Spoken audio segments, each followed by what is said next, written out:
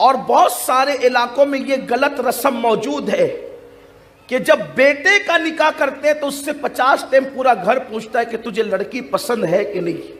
بھابھی الگ پوچھتی ہے دیور سے، باپ الگ پوچھتا ہے بیٹے سے، ماں الگ پوچھتی ہے بیٹے سے، بہنیں الگ پوچھتی ہے، بہن بھائی الگ پوچھتا ہے، اور بھی لوگ سب پوچھتے ہیں کہ بتا تجھے لڑکی پسند ہے کہ نہیں. لیکن یہ ظلم ہے کہ لڑکی سے کوئی ایک مرتبہ بھی نہیں پوچھتا کہ تجھے لڑکا پسند ہے کہ نہیں.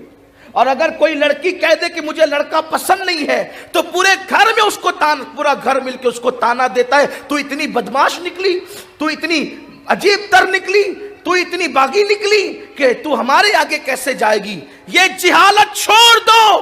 جس طریقے سے لڑکے کو یہ کہنے کا حق ہے کہ مجھے لڑکی پسند ہے یا نہیں پسند ہے، اسی طرح لڑکی کو بھی کہنے کا حق ہے کہ مجھے لڑکا پسند ہے یا نہیں ہے. اس لیے ماں باپ زبردستی کسی کے بھی ہاتھ میں ہاتھ نہیں دے سکتے. اپنی بچیوں سے پوچھو رشتہ کرتے وقت، ارے اس سے بڑی بات کیا ہوگی، اللہ اکبر، اس سے بڑی بات کیا ہوگی. وہ رسول جو مختار کل ہے، مختار کائنات ہے، اللہ اکبر اللہ اکبر، نبی مختار کل ہے، جس کو جو چاہے عطا کر دے. وہ مختار کل نبی جو کہہ دے وہی قانون بن جائے، جو کرے وہی قانون بن جائے، جس کے کرنے پہ چپ ہو جائے وہی قانون بن جائے. وہ نبی بھی جب اپنی بیٹی سیدہ فاطمہ کا نکاح کرتے ہیں، مختار کل نبی، وہ بھی اپنی بیٹی سے پوچھتے ہیں میری بیٹی میں اپنے خاندان کے سب سے بہترین فرد کے ساتھ تیرا نکاح کرنا چاہتا ہوں، اس کا نام علی ہے، تمہیں منظور ہے یا نہیں ہے. جب رسول اللہ اپنی بیٹی سے پوچھتے ہیں تو ہم اپنی بیٹیوں سے کیوں نہیں پوچھتے.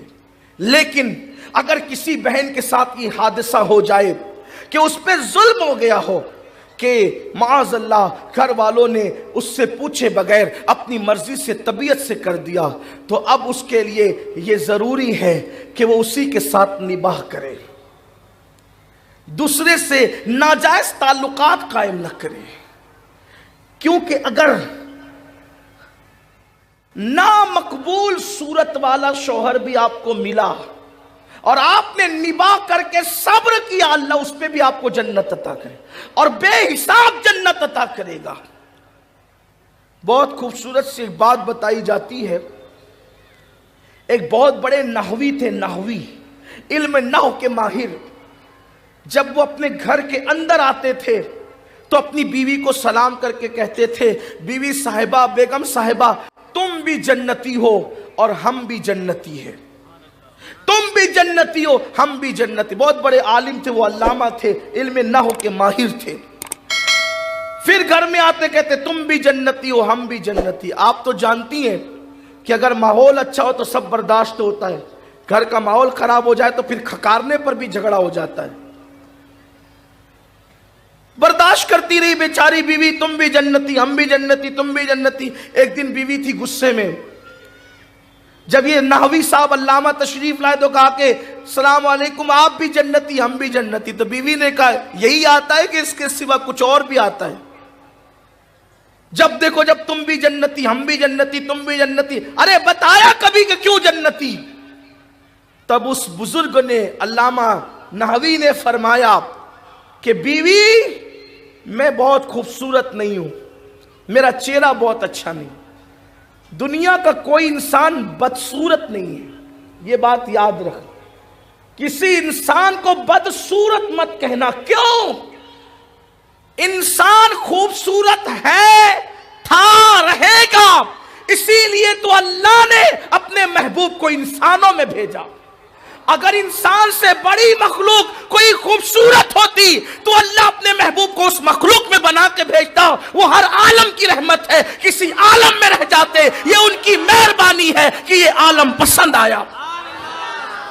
انسانوں میں کوئی کم خوبصورت ہوگا، کوئی زیادہ خوبصورت ہوگا، لیکن کوئی انسان بدصورت نہیں ہو سکتا. کسی کو بدصورت مت کہنا. حضرت بیگم شاہ وارسی نے بہت خوبصورت بات کہی ہے.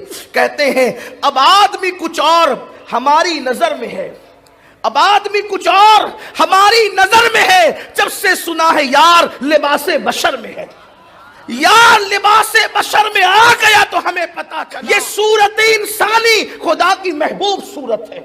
वरना फरिश्ते भी तो मखलूक है, फूल भी तो मखलूक है, झिलमिलाते हुए सितारे भी तो मखलूक है, सैयारों की दुनिया भी तो मखलूक है, सब मखलूक है। लेकिन खुदा ने महबूब को इंसानों जैसी शक्ल देकर बनाया प्यारे। अगर इससे ज्यादा कोई शक्ल प्यारी होती, इसीलिए हम तुझे वो शक्ल अता करते, लेकिन ऐसा नहीं हुआ।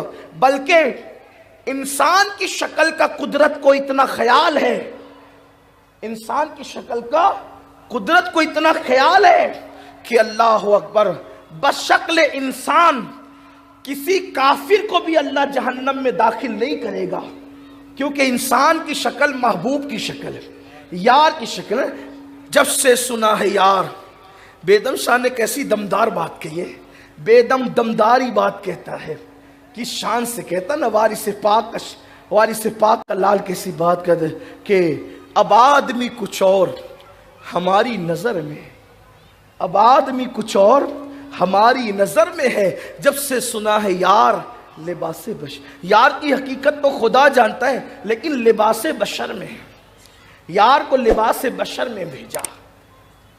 तो जब तक के इंसानी शक्ल रहेगी, कोई काफिर जहन्नम में नहीं जाएगा। पहले अल्लाह काफिरों की शक्ल बदलेगा।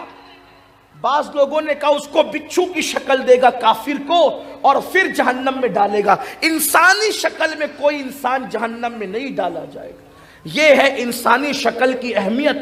कुदरत ने 4 कस्में उठा करके इंसान के हुस्न को बयान किया, व तीन व जैतून व तूर सीनीन व हाजल बलदिल अमीन। तफसीरी तर्जुमा यह है, शहर इब्राहीम की कसम, शहर ईसा की कसम, शहर मूसा की कसम, शहर महबूब की कसम। चारों बड़े नबियों के शहरों की कसम याद करके कहा, लक़द खलक़नल इंसान फी अहसनी तक़वीम, हमने इंसान को अच्छी सूरत पर पैदा किया। यह है इंसान।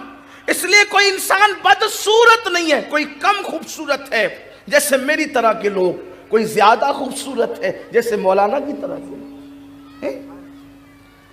हुस्न कम ज्यादा होगा, लेकिन है सब खूबसूरत। खूबसूरती कुदरत ने सबको दी है, कोई कम है, कोई ज्यादा है, और कोई तो हुस्न की आबरू है, और उसी आबरूए हुस्न को आमिना का लाल कहा जाता है। हुस्न खाता है जिसके नमक की कसम, वो मली है दिलारा हमारा नबी।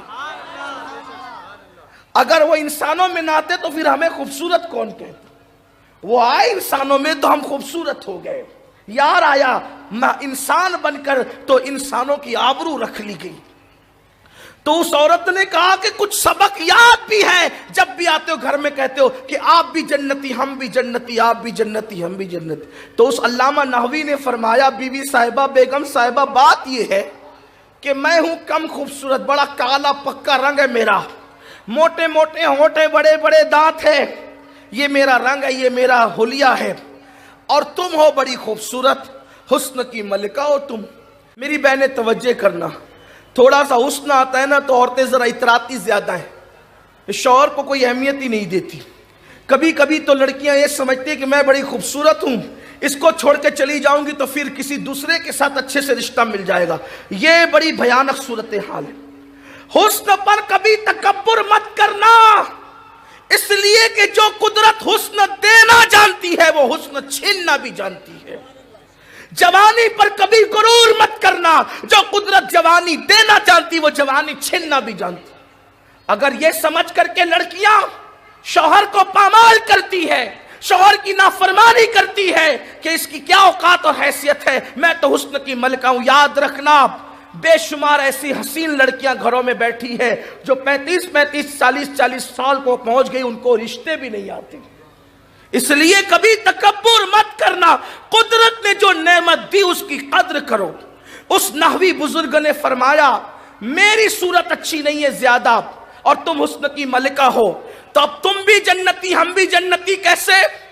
जब तुम मुझे देखती हो, मेरे काले पक्के रंग को देखती हो, मेरे मोटे मोटे होंठ को देखती हो, मेरी छोटी छोटी आंखों को देखती हो, मेरे छोटे से कद को देखती हो, तो मेरी सूरत ऐसी नहीं कि मैं تمہارے برابر ہو سکوں، تمہارے حسن کے برابر ہو سکوں، تو تم میری کم خوبصورتی پہ تو صبر کرتی ہو، تو صبر کی بنیاد پر تم بھی جنتی ہو۔ اور جب میں تمہارا حسن دیکھتا ہوں کہ مجھ جیسے کالے کلوٹے کو اللہ نے حسن کی ملکہ دے دیا، تو میں شکر کرتا ہوں۔ تم صبر کر کے جنتی ہو، میں شکر کر کے جنتی ہوں، اس لیے تم بھی جنتی ہو، میں بھی جنتی ہوں۔ اس لیے بہنوں سے کہتا ہوں کہ اگر آپ کے حسن کے مطابق نہ ملے، صبر کرو، جنت میں جاؤ گے۔ اور یہ دنیا ختم ہونے والی ہے، نہ ختم ہونے والی آخرت کی طرف توجہ کرو۔